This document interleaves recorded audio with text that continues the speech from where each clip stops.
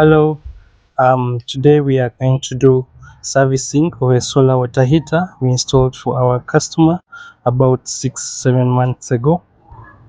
This is a 200 liter Mega Sun water heater, and the system has been working okay, but we always ensure we do periodic maintenance every 6 months for our customers to ensure that the unit can last for a very long time. So during servicing, we have to clean the plate and of the water heater to make sure it's clean and it's able to absorb the sunlight very well. We also go ahead and clean the tank to make it look really neat, and we inspect for any leakages within the pipes to make sure there is no water being lost in the system.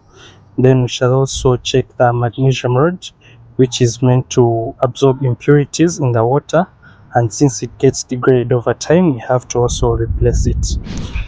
So this is the magnesium rod we have been talking about, or the anode, and you can see it's quite corroded because it absorbs the salt and impurities from within the water.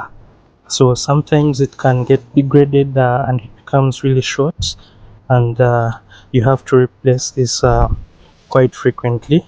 So we are going to replace this one for the customer to make sure that their water is very clean.